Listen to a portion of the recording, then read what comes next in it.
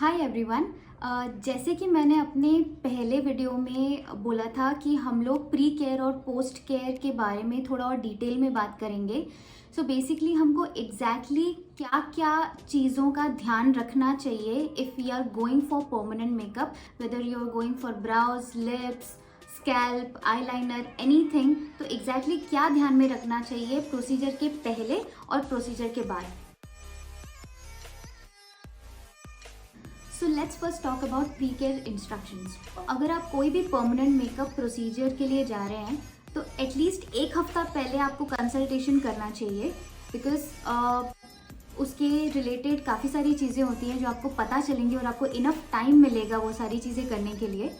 Also ये video में मैं कुछ कॉमन फैक्टर्स बता रही हूँ कि ऐसा करना चाहिए, ऐसा नहीं करना चाहिए, लेकिन ये इंडिविजुअल हेल्थ पे भी डिपेंड करता है। अगर आपकी कोई और हेल्थ कंडीशन होगी तो आपके लिए जो प्री केयर होगा वो शायद अलग हो सकता है। I am just talking some general factors of pre care. So let's start.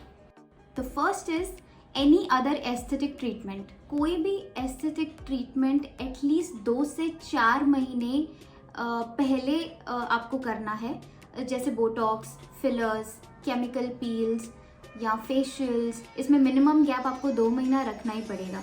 सो अगर आपको परमानेंट मेकअप करना है और आपको एस्थेटिक ट्रीटमेंट्स भी करवाने हैं तो I would suggest go for permanent makeup first and then you can go for some other aesthetic treatments like fillers, botox and all of that. Because permanent makeup के बाद का जो टाइम है वो उसका डाउन टाइम थोड़ा सा कम है एज कम्पेयर टू अगर ये सारी ट्रीटमेंट्स आप परमानेंट मेकअप के पहले लेते हो तो।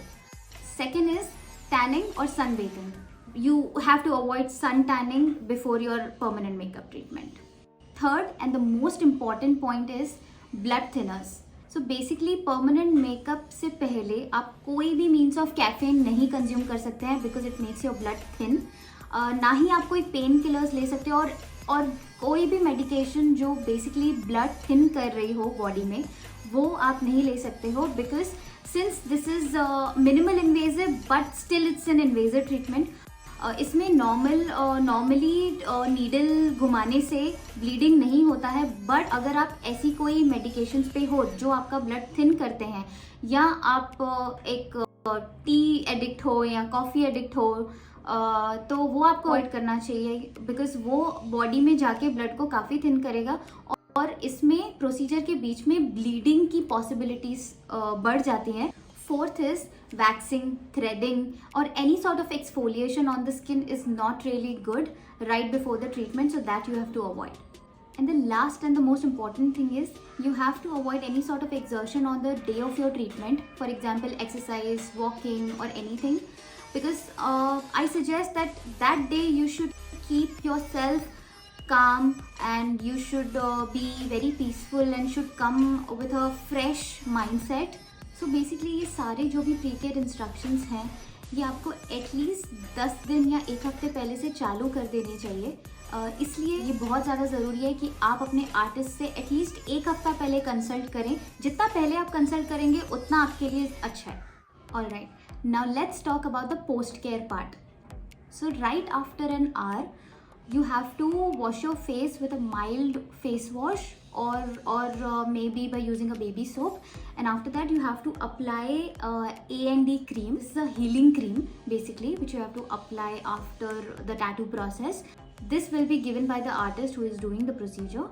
Also for the next 1 month you have to avoid any other aesthetic treatments like chemical peels, laser, botox, fillers, anything. You have to avoid applying some strong creams also, definitely on the treated part, but around that area as well you have to avoid everything at least for a month, and minimum for a month and maximum it depends कि आपने कौन सा treatment लिया है.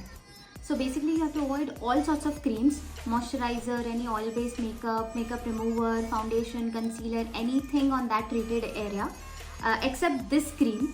You have to keep applying this. Also any sort of facial, face massage, steaming you must avoid. Also shampoo must not touch the treated area. So if you want to wash your hair you can go to a salon rather, or you have to avoid it for 2 to 3 days. But avoid applying SPF directly to the treated area at least for the first 7 days.